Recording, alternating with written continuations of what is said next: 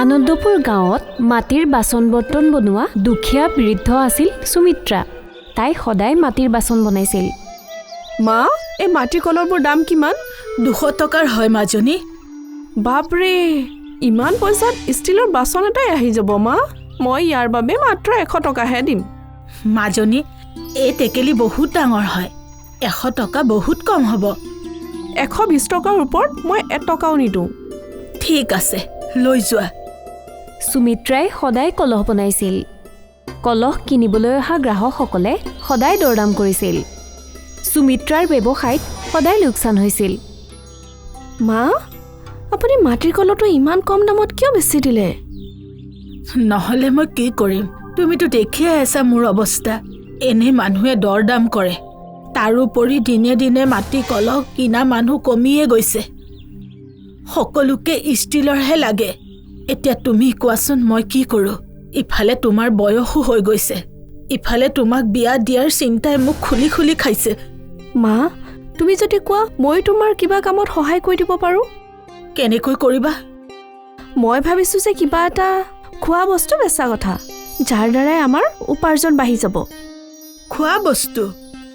অঁ মা, আজিকালি খোৱা বস্তুৰে ব্যৱসায় বেছিকৈ চলে। তুমি জানানে, বজাৰত প্ৰত্যেকখন খোৱা বস্তুৰ দোকানতে মানুহ ভিৰ হৈ থাকে। সেইটোতো বাৰু হয়, কিন্তু তুমি কি বেচিবা? সেইটোতো ভবা নাই, 2 এদিনতে ভাবি ল'ম। ঠিক আছে, তুমি কাম কৰাত মোৰ কোনো ধৰণৰ আপত্তি নাই। সেইটো শুনি অঞ্জু বৰ সুখী আছিল। আবেলি তাই বজাৰলৈ গৈছিল আৰু ইফালে সিফালে চাবলৈ ধৰিছিল। চাট, চিঙৰা, পানীপুৰি, ভেলপুৰি, এই সকলোতো আছে বজাৰত। মই ইয়াৰ বাহিৰেও কিবা এটা চিন্তা কৰিব লাগিব, যিটো সস্তাও হয় আৰু মানুহৰ পচন্দো হয়। অঞ্জু যেতিয়া আগবাঢ়িছিল, তাই এখন দোকানত মেগীৰ পেকেটবোৰ দেখিলে। অঁ, মেগীটো সকলোৰে পচন্দ আৰু এইটো সস্তাও হয় আৰু সোনকালে বনাবও পাৰি। মই মেগীয়ে বেচিম। অঞ্জু ঘৰলৈ উভতি আহি মাকক ক'লে, মা, মই মেগী বেচিম। কিন্তু মানুহে মেগী কিনিব জানো? অঁ মা, যেতিয়া মই চহৰলৈ গৈছিলোঁ তেতিয়া মই তাত দেখিছিলোঁ মেগীৰ ঠেলাবিলাকত ইমান ভিৰ লাগি আছিল। ময়ো মেগী বেচিম। তেতিয়া যদি আমাৰ ঠেলাটো ভিৰ লাগে? ঠিক আছে, চেষ্টা কৰাত কি বাধা? তাৰোপৰি মেগীৰ দোকানত বহুত বেছি খৰচো নহয়। অঁ। সুমিত্ৰাই অঞ্জুক অলপ পইচা দিলে। এই পইচাখিনিৰে প্ৰয়োজনীয় সকলো বস্তু কিনি লোৱা আৰু চব্জিও কিনিবা। ঠিক আছে মা। অঞ্জুৱে বজাৰৰ পৰা মেগীৰ এটা বাকচ, পাচলি আৰু সৰু সৰু প্লেট কিনিলে। পাছদিনা অঞ্জুৱে বজাৰৰ মাজভাগত নিজৰ মেগীৰ ঠেলা লগালে। অঞ্জুৰ এফালে এখন পানীপুৰি ঠেলা আৰু আনফালে এখন ভেলপুৰি ঠেলা। পানীপুৰি আৰু ভেলপুৰি বেপাৰীয়ে অঞ্জুৰ ঠেলাত নজৰ দি আছিল। অঞ্জুৱে মেগীৰ পেকেট ভালকৈ সজাই দিলে, যাতে গ্ৰাহকসকলে সেইটোক লৈ আকৰ্ষিত হয়। কিমানকৈ দিছা মেগী? চাদা মেগী 15 টকা আৰু ভেজিটেবল মেগী 20 টকা। 1 প্লেট ভেজিটেবল মেগী দিবা। অঞ্জুৱে 2 মিনিটতে ভেজিটেবল মেগী বনালে আৰু সেই গ্ৰাহকক দিলে। গ্ৰাহকজনক মেগী খোৱা দেখি আন কিছু গ্ৰাহকো তালৈ আহিল। আমাক 2 প্লেট প্লেন মেগী দিয়কচোন। মোক 1 প্লেট ভেজিটেবল মেগী দিয়া। যেনেকৈ গ্ৰাহকে অৰ্ডাৰ দিবলৈ ধৰিলে, অঞ্জুৱে মেগী বনাই গৈ আছিল। অঞ্জুৰ মেগীৰ ঠেলাখন নতুন আছিল যদিও তাত অহাৰ পিছতেই গ্ৰাহকৰ ভিৰ লাগিল আৰু তাকে দেখি ওচৰৰ বেপাৰী কেইজনে সেইটো ভাল পোৱা নাছিল। তেওঁলোকে জ্বলি পকি মৰিছিল। বহুত ভাল সোৱাদ হৈছে গৰম গৰম মেগীৰ। ধন্যবাদ। গৰম গৰম মেগী খাই গ্ৰাহকে বৰ ভাল পাইছিল। প্ৰথম দিনাৰ পৰাই অঞ্জুৰ ভাল উপাৰ্জন হ'বলৈ ধৰিছিল। তাই বহুত সুখী আছিল। অঞ্জুৰ উপাৰ্জন দেখি সুমিত্ৰাও বৰ সুখী আছিল। ভাল কথা মাজনী, তুমি এনেকৈ সদায় সুখী হৈ থাকা। অঞ্জুৰ বৰ ভাল লাগিছিল, কিয়নো তাই মাকক অকণমান হ'লেও সহায় কৰিব পাৰিছিল।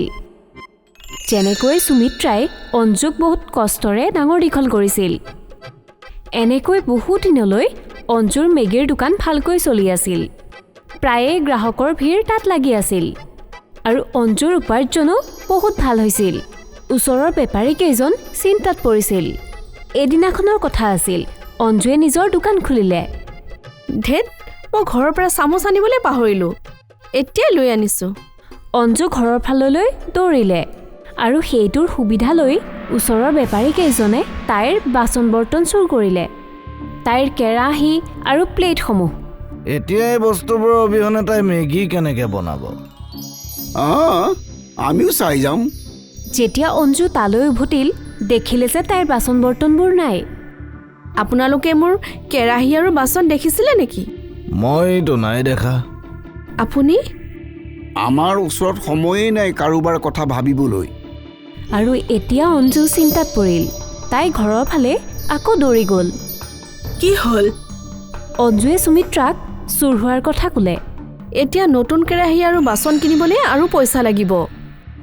তেতিয়াই সুমিত্ৰাৰ চকু মাটিৰ পৰা বনাই থোৱা বাচন বৰ্তনৰ ওপৰত পৰিল। এতিয়া সদ্যহতে তুমি ইয়াকে ব্যৱহাৰ কৰি লোৱাচোন। ডাঙৰ মাটিৰ পাত্ৰকেইটাত মেগী বনোৱা, সৰু পাত্ৰকেইটাত গ্ৰাহকক খাবলৈ দিয়া। কিন্তু মা, আজি এইটোকে কৰা, কালি দেখা যাব। ঠিক আছে। অঞ্জুৱে মাটিৰ মলা আৰু সৰু টেকেলিকেইটা লৈ পুনৰ দোকানলৈ ঘূৰি আহিল। তাই আহি নিজৰ দোকানখন ধুনীয়াকৈ সজাই দিলে। এইবাৰ তাইৰ দোকানত কেৰাহীৰ ঠাইত মাটিৰ মলা। আজি এয়া কি নতুন? অঞ্জুৱে বুজিয়েই পোৱা নাছিল যে সেইটো কি বুলি ক'ব। মটকা মেগী। মটকা মেগী? এইটো অলপ বেলেগ হ'ব। মোক এটা ভেজিটেবল মেগী দিয়া। অঞ্জুৱে মাটিৰ মলাত মেগী বনালে আৰু সৰুৰ টেকেলিকেইটাত গ্ৰাহকক দিলে। সেই গ্ৰাহকে মেগী খালে। বাহ, সেইটোতো বঢ়িয়া হয়, আগতকৈ বিৰাট ভাল। আৰু বহু গ্ৰাহকে আহি মলাত বনোৱা মেগী অৰ্ডাৰ কৰিলে। অঞ্জুৱে সকলোকে মলাত বনোৱা মেগী খাবলৈ দিলে। এইটো আচৰিত হয়। বহুত ধুনীয়া, এনেকুৱা মেগী আমি কেতিয়াও খোৱা নাই। গ্ৰাহকসকলে মলাত বনোৱা মেগী খাই বৰ ভাল পাইছিল। কালিৰ পৰা আমি ইয়াতে মেগী খাম। হয়, নিশ্চয়।